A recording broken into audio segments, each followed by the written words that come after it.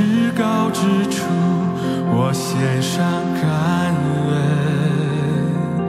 在至高之处，我举手敬拜。天使天君同声赞美耶稣，最大的荣耀都归于你。在至高之处，我献上感恩；在至高之处，我举手敬拜。天使天君同声赞美耶稣，最大的荣耀都归于你。在至高之处，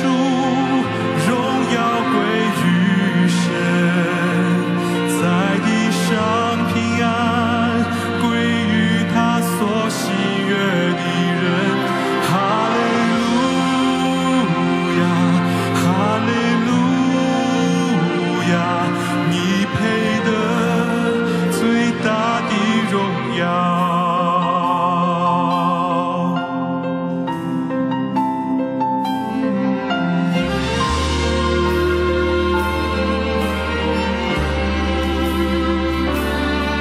在至高之处，我献上感恩；在至高之处，我举手敬拜。天使天君同声赞美耶稣，最大的荣耀都归于你，最大的荣耀都归于你，最大的荣耀都归于你。在至高之处，荣耀归于神；在地上平安归于他所喜悦的人。哈利路亚，哈利路亚，你配得最大的荣耀。哈利路亚，哈利路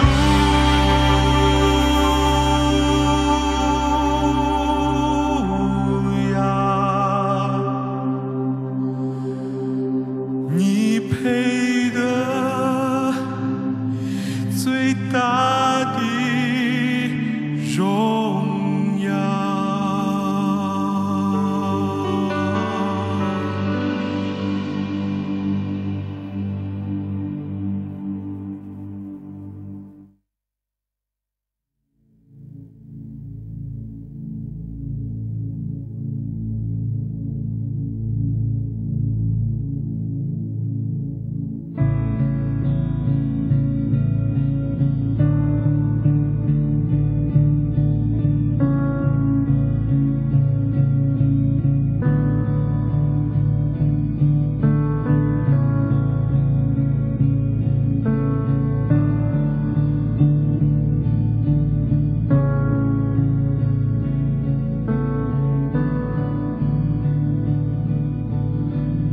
以慈爱引领你赎回的百姓，以能力带领我回到同在里，每时代跟随，不偏不离弃，专心敬拜你。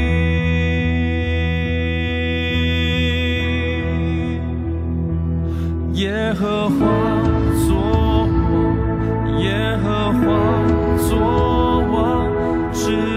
到永永远远。命令风吹起，命令雨停息，永永远远掌权。耶和华作王，耶和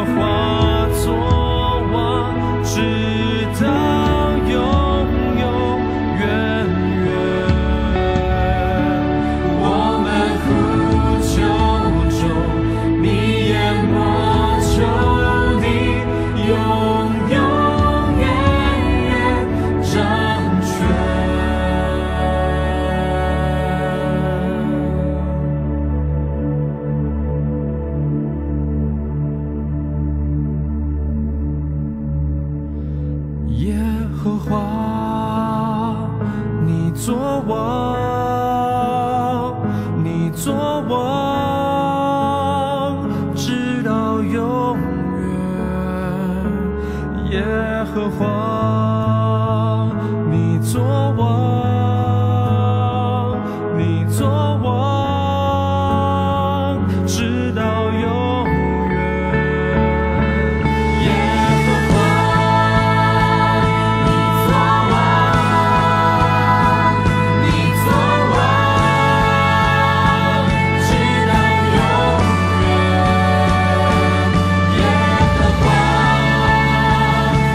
作王，你作王，直到永远。耶和华，你作王，你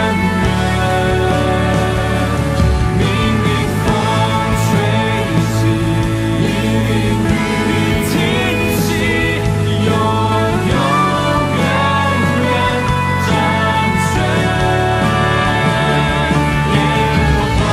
直到永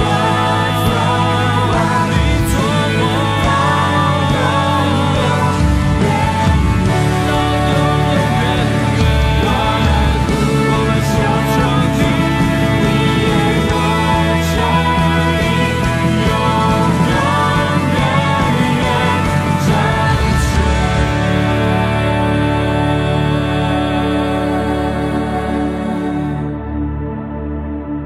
我们呼求你，耶和华，你作王，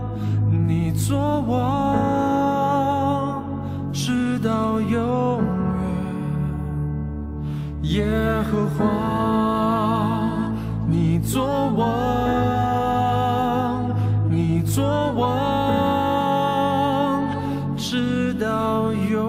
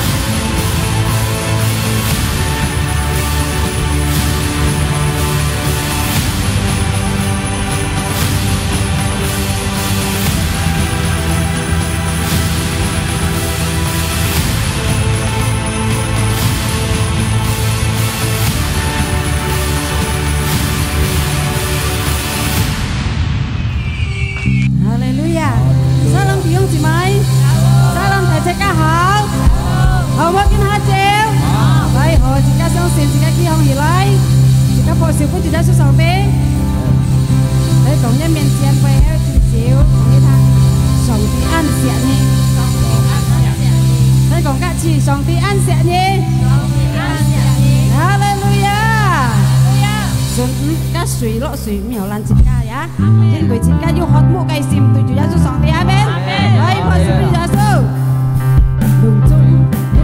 bỏ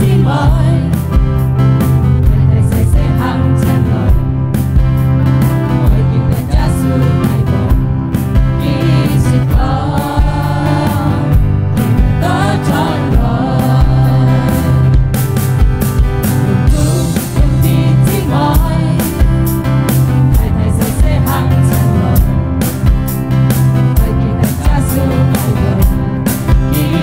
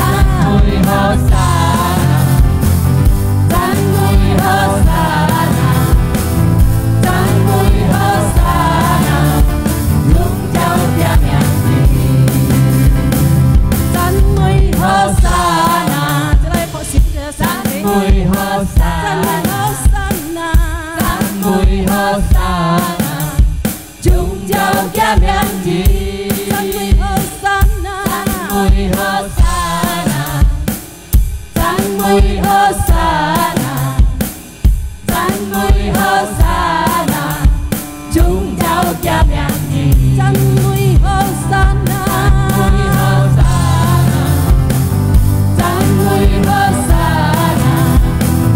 赞美Hosanna, chúng cháu cha mẹ gì.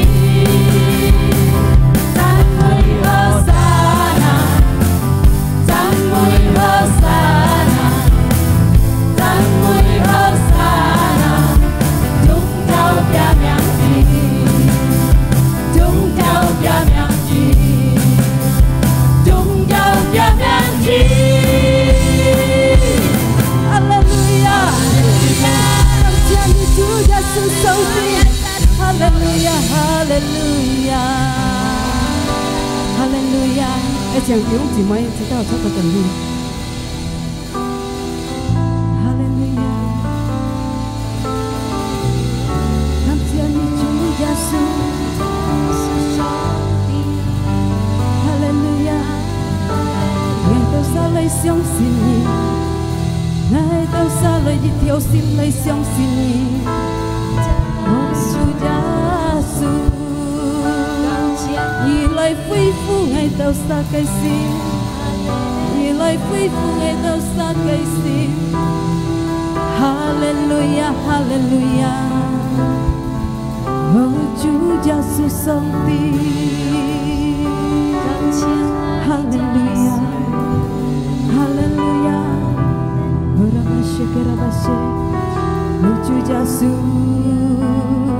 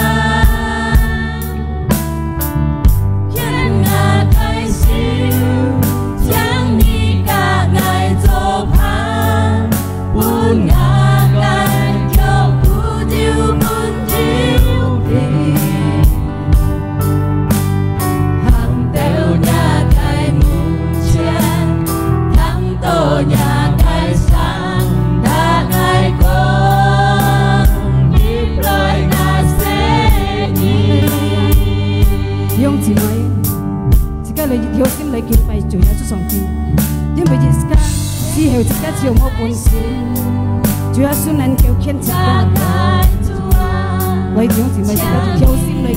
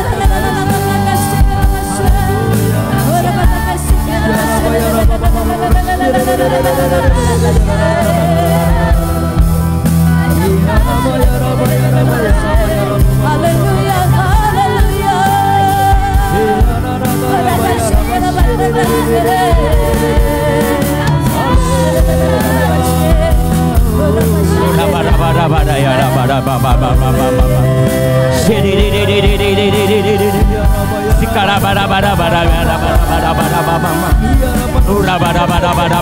嚟敬拜佢，世界嚟讚美佢，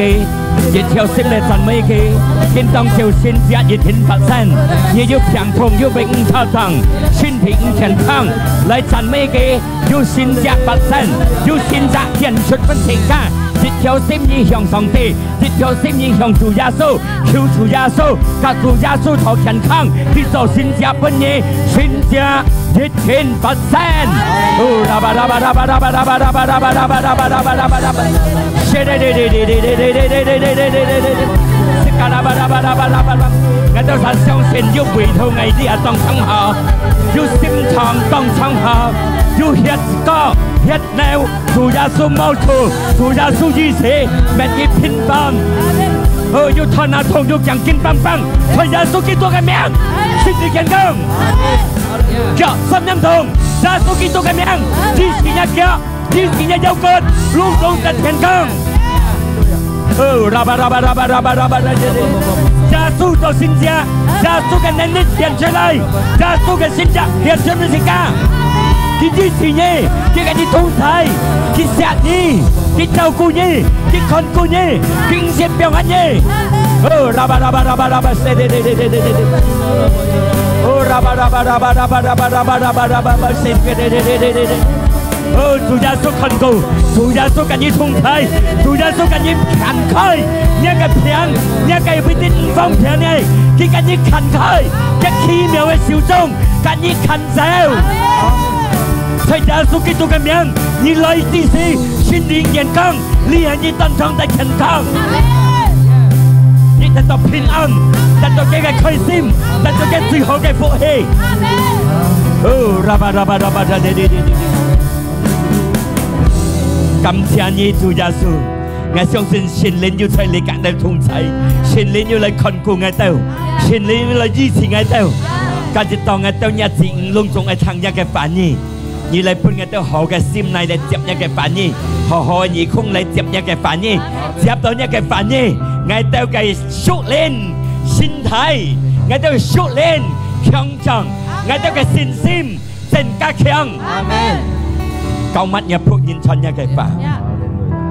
Thầy giá số kỹ thuật cái miệng, ngài tôi cảm ơn, ngài tôi tỏ cầu, xin cả sẽ thấy lại con. Amen. Thọ siêu phân Chúa Giêsu. Sẽ cả say xăm kỳ hallelujah. Hallelujah. Hallelujah. Yes. Ya, cả nhà cặp bia bay hơn còn Chúa Giêsu ăn sẹt thịt cả. Ya, chẳng so. Chẳng so. Shalom, Thầy Bình An, Thầy sẽ ca hảo. Ngài相信最後嘅恩典，上帝要祝福世界。mà cả nhà世界後來到你智慧，風水讓世界唔黑，因為世界要จาก愛心對主耶穌嚟參加嘅法，嚟讚美佢，嚟敬拜佢。你世界讚美佢，你世界敬拜佢，我相信善事發生在世界嘅生活中，善事發生在世界嘅生命中，世界要撲躍，佢讓世界強壯。呀，我相信世界千年嘅主，本世界要จาก最渴慕嘅心嚟對佢，因為世界呢啲世界冇主，世界冇意思，世界你要世界呢啲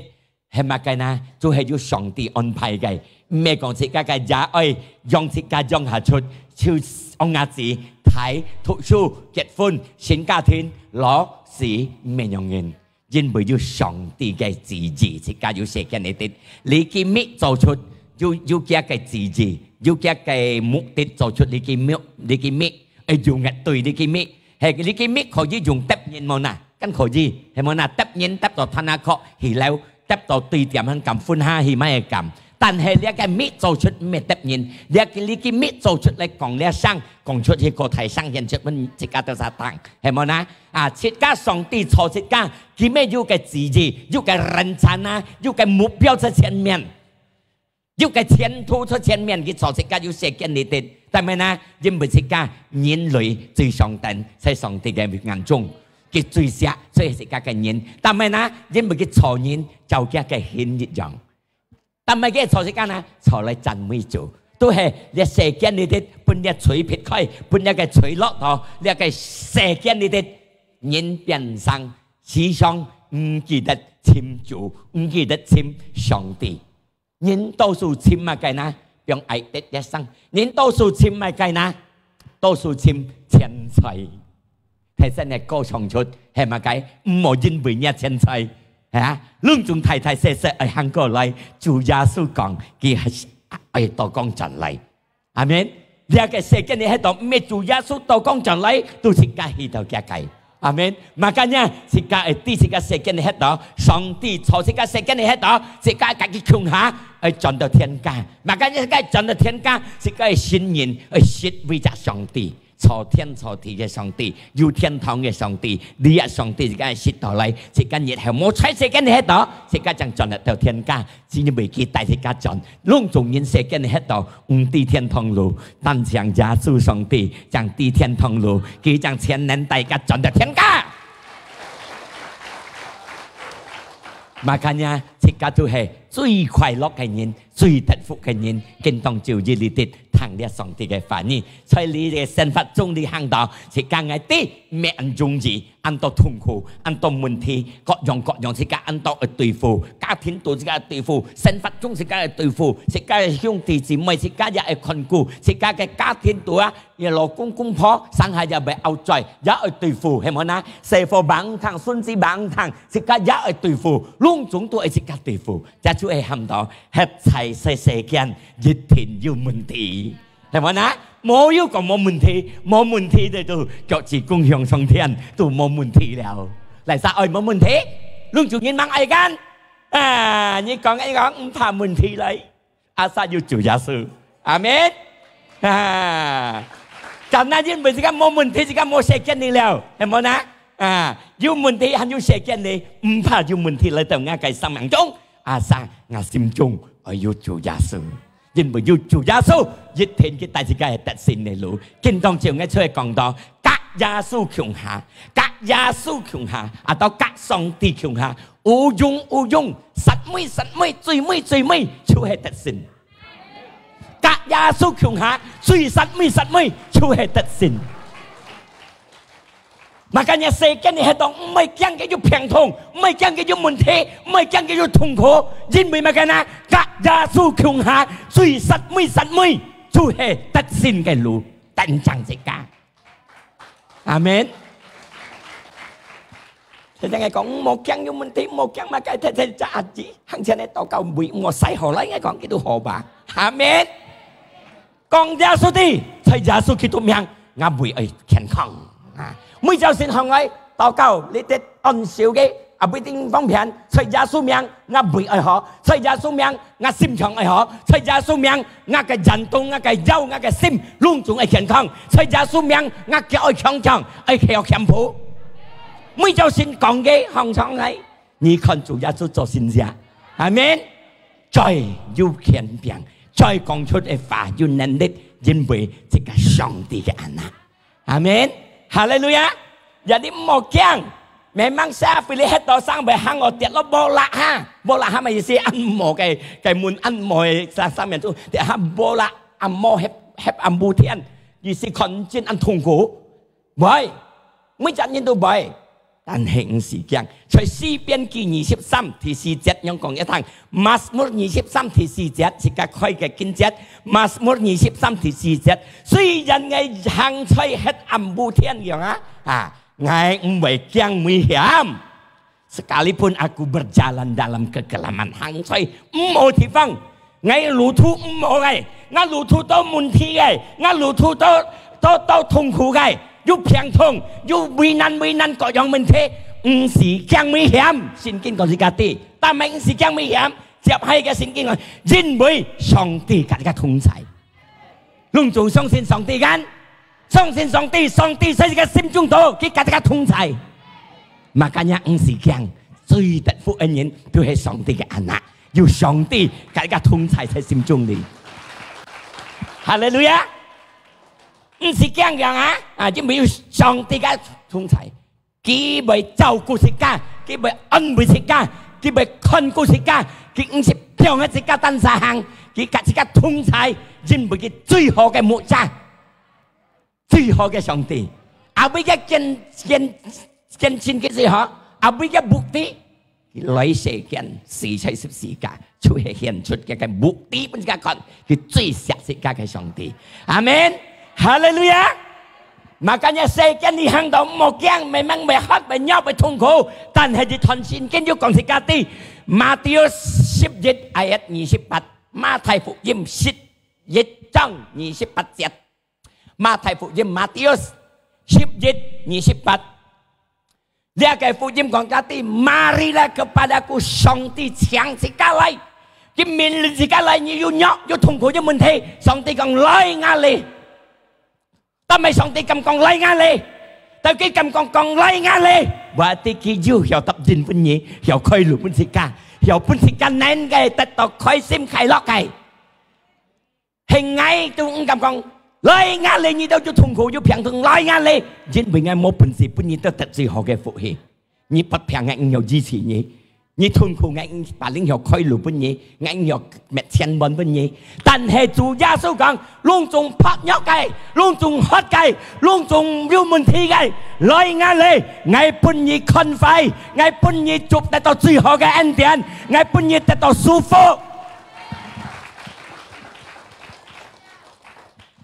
luôn dùng hết nhóc để tao ăn không này ăn苦錢花嘅問題ăn không嘅chủ tâm ngày bên nhỉ thật khôn khôn nhiều bên nhỉ thật hạnh phúc bên nhỉ không phải khốn khổ song ti con bên nhỉ lega không phải ăn bát xét bên nhỉ asa song ti con lối ngã li ngã cái môn thi chưa hè không thì gì mày dùng môn thi gì dùng痛苦gì dùng平痛gì你喜bơi kỳ đấy kinh tông chơi phản gì còn dù痛苦với mình thế dù ăn bát sát cái lùm muốn lùm song ti còn lấy ngã li từ song ti cầm còn lấy ngã li và ti kinh nén kêu chúc phúc tất cả nén kêu khơi lùm bên tất cả Amen Hallelujah ngay tôi làm một sinh anh cầm còn nhiều phiền thôi nhưng mà cái lấy ngã li nhưng mà ngay dù hành gì ngay bà linh hiệu cả như tỏ cầu hiệu khơi lụp bên gì但係主耶穌嘅法叫lấy ngã li就叫cầm còn lấy ngã li và ti kinh nén kêu cả như cải cách những cái問題nén kêu cải cách những cái phiền thôi Hallelujah 但係切家愛近愛嚟到上帝嘅面前啊第一因為單強在上帝嘅方面佢能夠本切家得到平靜能夠本切家安心能夠本切家平安能夠祝福切家快樂但係愛近嚟上帝講嚟啊你因為第一在單強在耶穌基督嘅方面能夠本切家得到阿們俾佢得到甜心俾佢得到平安俾佢得到唔係驚唔係笑唔係盡才來到上帝嘅面前將要得到因為在詩篇記62第6節安樣講到單強在上帝嘅方面我得到安全單強在上帝嘅面前我得到安心單強在上帝嘅面前我得到平安因為我嘅希望表超在上帝嘅面前嚟啦兄弟姊妹有問題要平痛一個盼望天下表落上帝嘅啦切記將要能夠本自家平安佢就能夠本自家安心佢就能夠本自家甜心你下自家第自家看世間冇一個能夠本自家平安本自家嘅安心本自家甜心按道理也好你冇能夠本自家甜心你冇能夠本自家甜文但係嚟到耶穌基督嘅方面佢能夠本自家甜心本自家安全本自家平安makanya上帝講要撲咗要痛苦要按衝嘅問題來壓力詩篇記突出本自家因為我能夠本你安全我能夠本你舒服在耶穌基督是講得到呢個千萬但係呢第6節第7節講到 hanya dia gunung batuku cekik嘅磐石講我殺都係硬嘅，或者佢難嘅做，難嘅祝福自家，將自家安全，馬嘅都嚟唔前。佢自家嘅盼望，佢自家嘅盼殺，佢自家嘅想法，即刻唔係得到交通喺上帝嘅方面，即刻嘅腳唔係交通，即刻嘅信心唔係交通喺上帝嘅方面，因為佢即刻嘅避難所，即刻避難嘅地方，在上帝嘅面前，冇人能夠俾自己安全，冇人能夠俾自己停心，耶穌基督能夠俾自己停心，能夠俾自己安全，因為佢即刻嘅避難所，即刻要痛苦，要苦難，即刻嚟到佢嘅面前，佢能夠都要即刻，哈利路亞，破小本記，嗰條係第一day，上帝講來壓你，但係來壓你呢？但係嚟到上帝面前啦，因為上帝能夠俾自己停心，俾自己平安，俾自己快樂，俾自己得福，阿們。第二嚟講，但係近人哋嚟到上帝嘅面前，我冇去簽約啊，冇去簽嚟晒，就得我講一趟簽約，竟冇能夠俾你錢蚊，安慰你下，你強一下，家下要過下，但係上帝安慰自己，佢俾自己潤叫嘅，哈利路亞。因為佢嘅翻譯講，佢唔是表現於當下，唔是冇才是家，自家嘅阿娜係可以出得撇堂，自家自信可以撇堂，冇解嘅窮下，冇卡上個孤單沙，阿到兩老人、兩公婆、兩老，唔止兩沙，還有上帝嘅同在，社會可以出人，上帝唔是離開自家。佢始終要嘅做，在自家嘅心中度，更加同在，更加強行，更加強下，去阿妹，佢更加隨人自家，唔是變嘅自家，嘛咁樣唔是驚做上帝嘅阿娜最要頭嘅，哈利路亞！因為自家啲兩人當中，電腦人要傳染症，安當然驚到冇吉殺，安當然驚到唔敢出門。但係見當朝，我看你到兄弟姊妹要一信心感嘅，冇驚嚟到能夠嚟到上帝嘅面前，自家就係得勝嘅人，在上帝嘅面前，自家得到安心，自家得到平安，得到佢嘅祝福，得到佢嘅平安手。阿們，哈利路亞！第二嚟講得咩呢？但係嚟到佢面前，佢能夠解釋個撇走而家一切嘅痛苦。一切嘅病痛，一切嘅痛苦，一切嘅危險，佢能夠更加撇開，但係佢能夠因為佢全能嚟做，阿們，哈利路亞！在詩篇嘅mazmur 50第15節有講到，求愛世愛到各多高，在你不實之中，你不實之時，你要痛苦之時啊，謝上帝，詩篇嘅講家啲，但係謝上帝。Aku akan meluputkan engkau baik kami pitau, ngay baik kami metau, baik kami thung thái gì gì, baik punya lit yang lấy câu nhá cái môn thi, punya khiong cái lit yang lấy câu nhá cái sang sẻ, punya cái lit yang lấy câu nhá cái phiền thùng, chắc cái gì xí thế nhộng nhiên, makanya cứu Chúa say song ti, amen. Oh ngay họ say phật samona, họ say một simona, rồi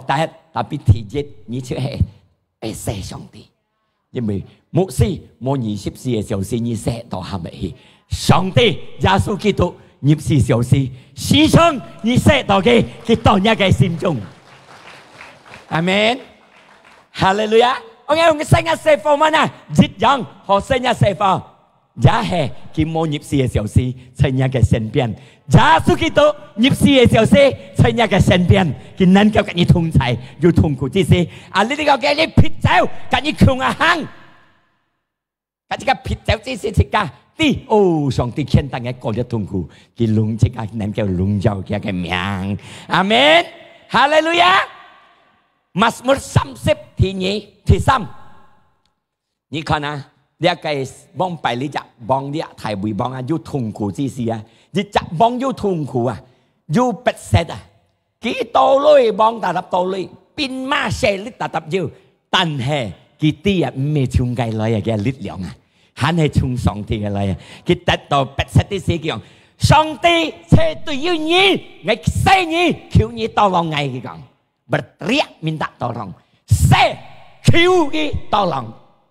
你下自家兄弟姊妹，要唔係問題，要唔係痛苦，西上帝，求嘅，阿們，哈利路亞，求到佢樣式，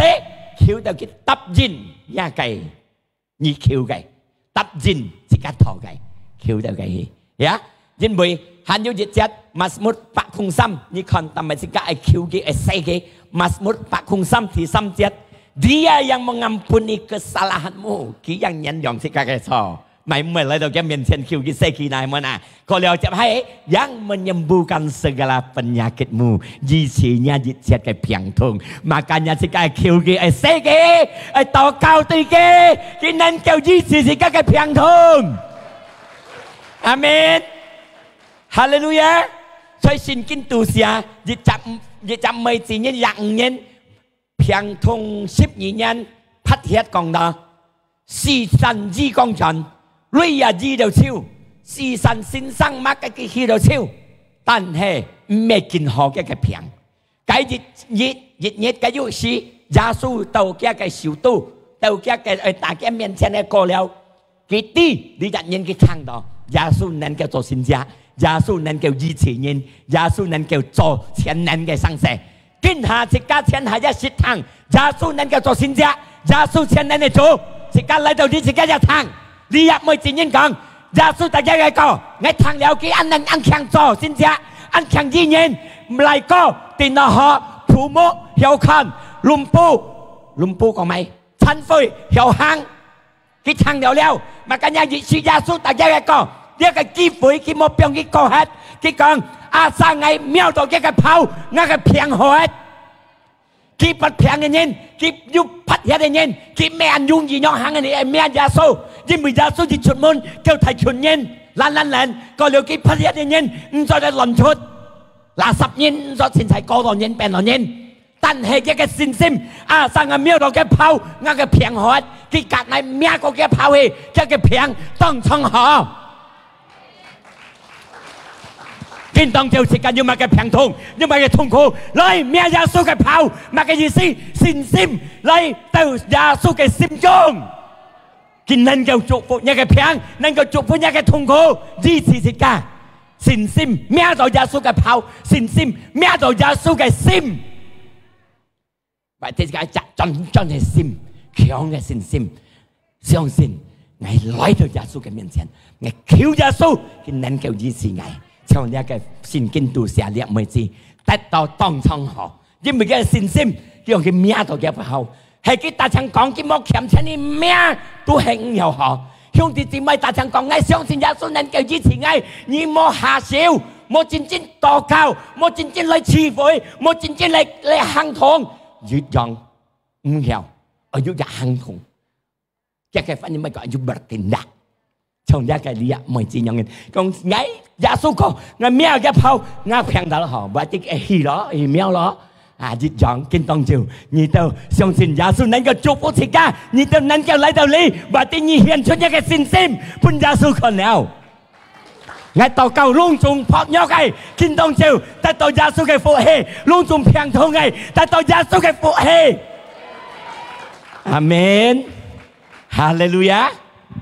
因為兄弟姊妹已經顯出一個信心了，要嚟到你心堂裏邊，要聽呢online嘅詞彙，或者要有信心嚟參加，要有信心嚟求助，或者啲呢個信心要了，主耶穌信事，主耶穌就看顧，萬夾萬呢個平都係當場嘅好，阿門。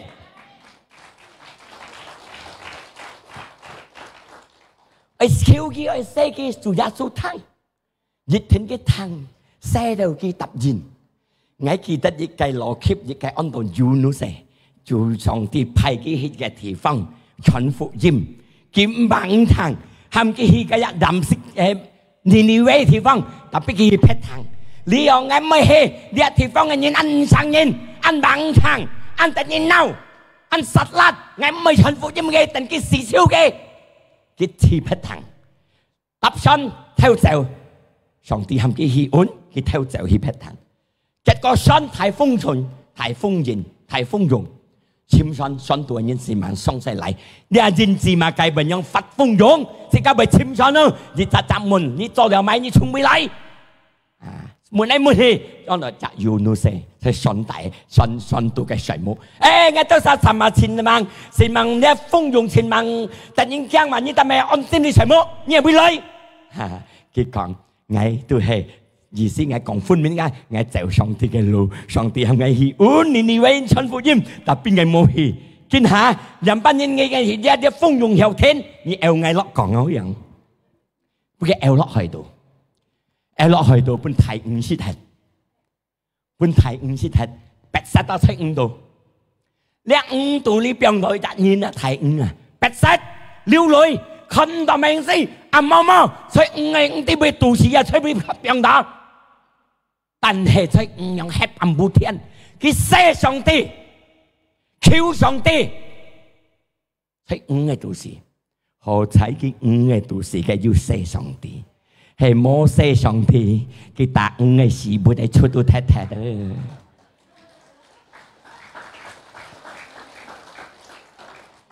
佢寫上帝，上帝含間五咬出嚟，吐出嚟，上兩大嘅啲，超到你就按到你位地方。傳福音本人你為人聽，你一個單人聽，天下得善，天下得到生命。所以五個都是黑暗無天啊！佢寫上帝叫嗌上帝唔敢哦，唔係就有路嗌唱講哦。多老嗌有按苦難咯，你五個都是了，死要五時哦，加大事不出到死時哦，大事不出咩五時啊？係咪啊？大事不出咪啲變ไหมจะกัดเดียวอ่ะแบบที่ปุ่นกันcái tù sĩ quần thắtแล้วอ่ะเปลี่ยนมาคันแล้วเปลี่ยนได้ละhọใช้cái xeซ้ำยึดซ้ำยาสองตีเสียกี่ทางกี่เซ่พุ่นชุดที่ทำงานเอวชุดที่ใช้นี่เวกซาปาเลี้ยงทาง嘅ที่ชุดหลังทรงกี่กำบังทาง傳福音嘅錢過大錢身夠用得到得叫มากันยาเซ่สองตียูไม่คูนันอ่านคูนันอ่านเป็ดเซตอ่านลิ้วลุยเซ่สองตีคิ้วสองตีที่จีสิสิกาอาเมนฮาเลลูยาที่ซ้ำกันตามไม่สิกาเลยตัวสองตีกันเหมือนเช่นยิ่งไปท้ายๆเขาจะก็สาสุก่อนยิ่งเพาะเนาะยิ่งเนาะไล่กันฮะสองตีค่อยหลุมสิกากันที่ซ้ำทำไมนะยิ่งไปกินแน่นแก้วปุ่นสิกาลิดหยาง能夠增加本家嘅精神，上帝能夠本家力量及本家精神，自家誕下嚟嘅力量、誕下嘅精神要限制，自家嘅力量最限制開嘅裝作你劇行出劇行後，再衝嘅劇行後，但係上帝本嘅力量，再衝嘅問題，衝過你裝作嘅問題，自家能夠開，因為嘅上帝本嘅力量。阿們，在耶賽亞40:29，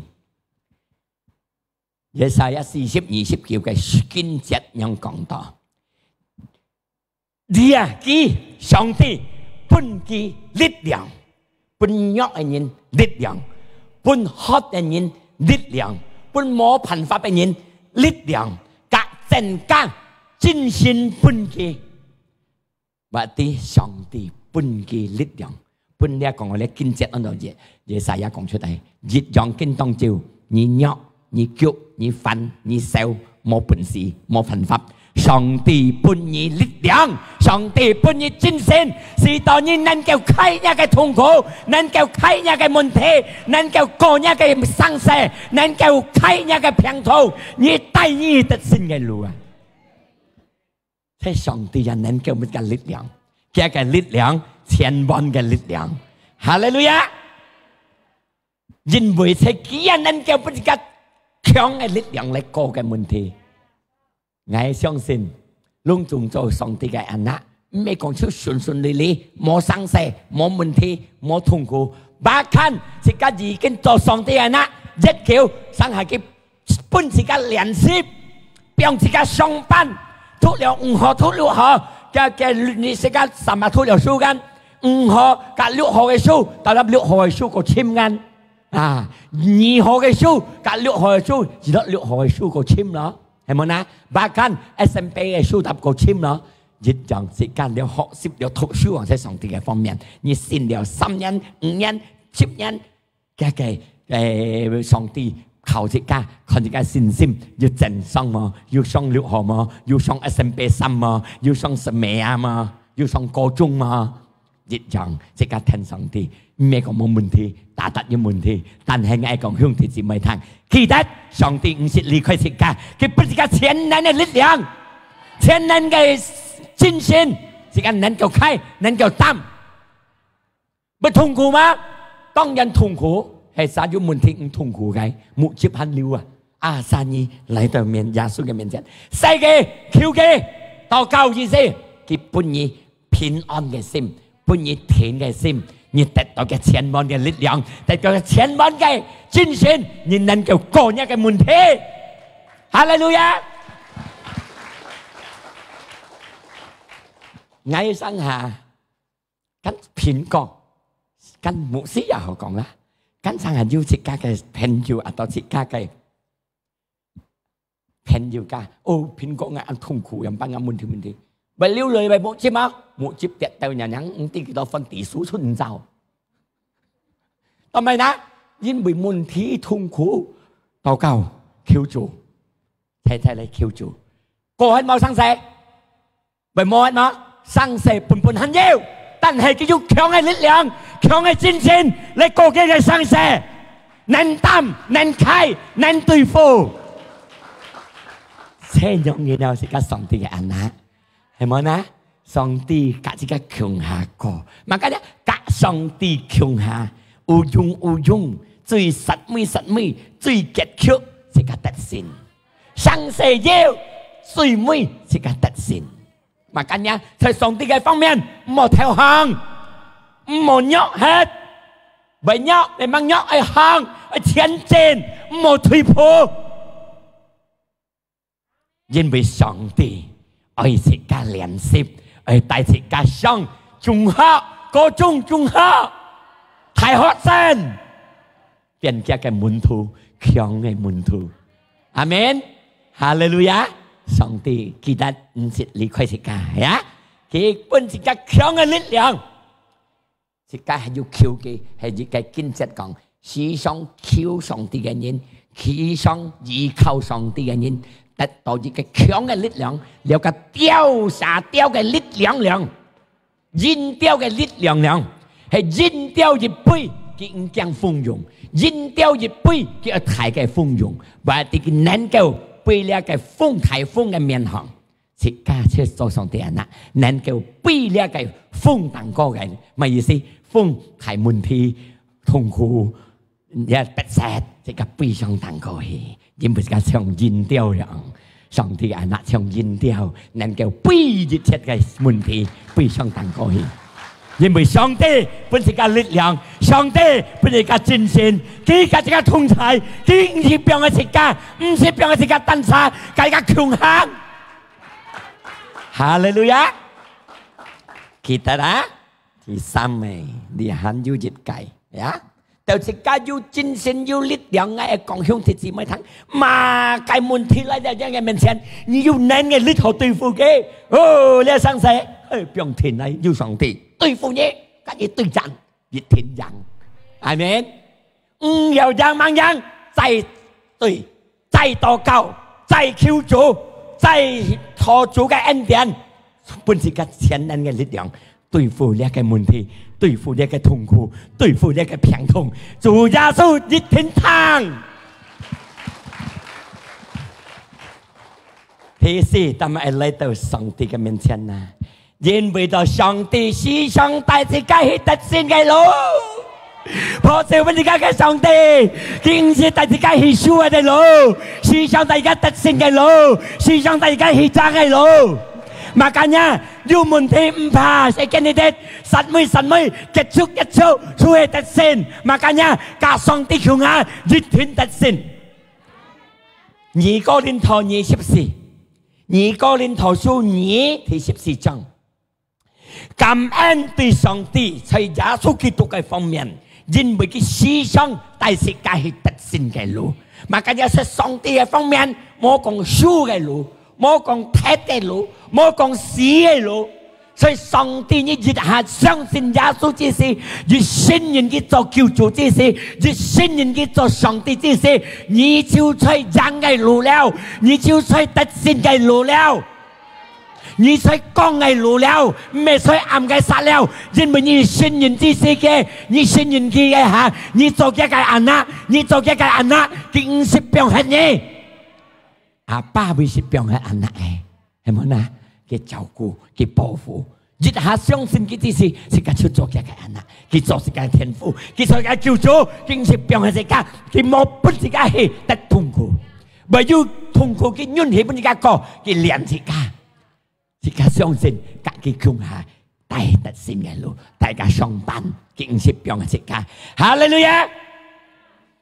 還有一計1哥林多15:58，1哥林多15:58， 1 Korintus 15 ayat 58， 因為到了。兄弟姊妹，親愛兄弟姊妹，佢本來佢強ใจ，berarti lihat aku佢本來唔好走，一信心唔好走痛，信心唔好拗，傾在上帝嘅方面，用功在上帝嘅方面，乜意思？傾嚟到上帝嘅面前，傾嚟禱告，傾嚟慈悲。傾嚟聽福音，傾嚟看經書，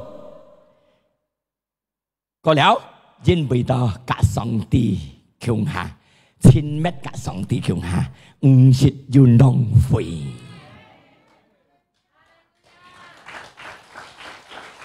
見當朝兄弟姊妹嚟到善堂聽一嘅反應，唔係浪費，佢當時間去得勝嘅路，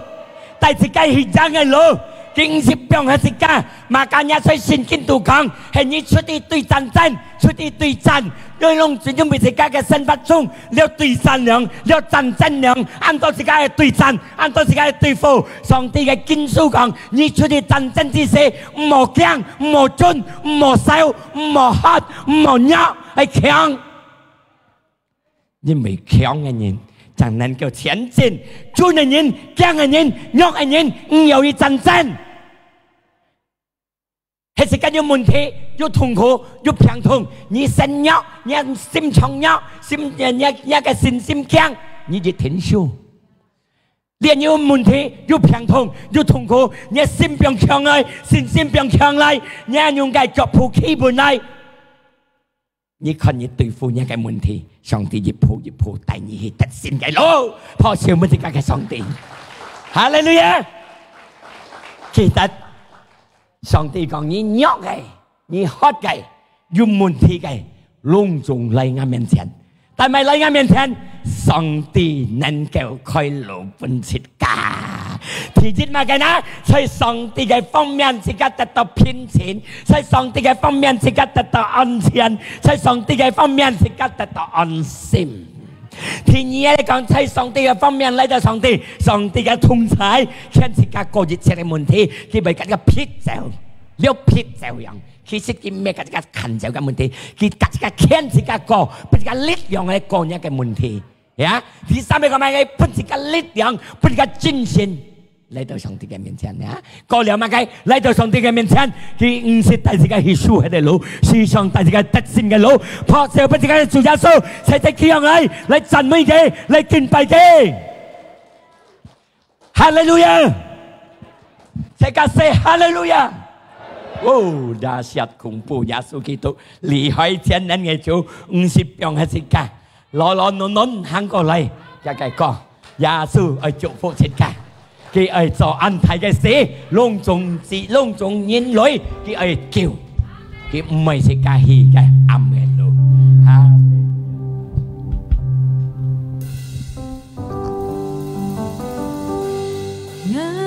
相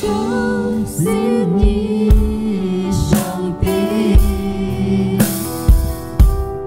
愛相信你，耶穌。隆重嘅都相信你耶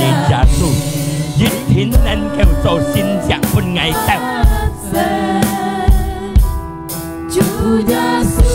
我相信耶穌天能嘅主，我得個希望天下병水主耶穌嘅方面。因為一個反義講嘅啲，隆重人學nhau một chính sinh luôn cùng nhân tại tổ khu thiên ta tại tổ khu chung tại tổ ăn chung người mình thế nhà cái phá nhi còn nói ngang đi tại mày lấy nhà mình thế nào nhưng mình như gia su cầm hầm ngay tao lấy cho nhà mình thế gia su nên kêu trụ buộc thịt ca thì nên kêu khơi lộ bên thịt ca thì ca thì xin lấy cho cái mình thế lấy cả thì bên thịt ca ăn thịt bên thịt ca thịt xem Kita pinan, kita pinau di cekak munte, kita hiugi kita segi, kita sianan kita dijang, kita sianan kita cincin. Kalau kita jauh tak sekali tak sih lo, kita tong jauh, ngai song sin, kita rumpu cimai, hai di sekan di hata, sapi di hata, jit pinju munte, jit pinju tunggu, jit pin sangat ju sinti, kau kian kang. Nhìn lấy từ gia su cái miền thiên gia su nên kêu chi chỉ nhé gia cái chín siêu khá hàng lại dùng để chỉ mày dùng muốn thế dùng thùng khô dùng phẳng thùng nhé chín siêu khá hàng lại xong thì còn nhé chín siêu khá hàng chín bình như dùng muốn thế dùng phẳng thùng chủ gia su như khăn chín siêu khá hàng ngày dùng muốn thế dùng phẳng thùng dùng thùng khô thời gia su ngang như chi thế cái thùng khô khăn tới cái phẳng thùng chi chỉ xin đi đánh thành công xin đi đánh phố luôn cùng thiang tin xéo bên luôn cùng thiang nhập hành luôn cùng thiang mô hình xin đi đánh phố đánh thành công xây ra xuống miệng ngay tàu cao bên gì đâu đánh phố đánh xe xin giá hiện thực bên gì đâu họ theo bên chủ giá số cảm謝你主耶穌嘅相信，一個字已經一個信心到一個心中，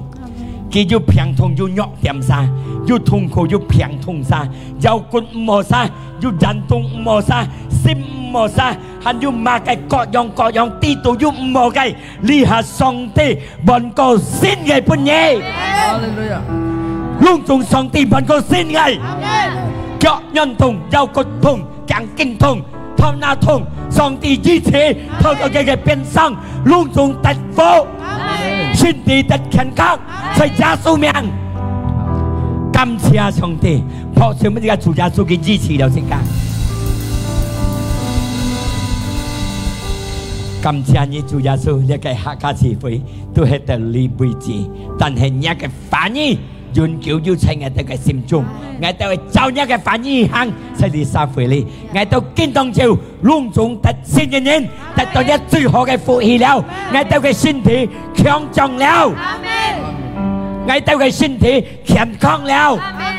感謝你主耶穌，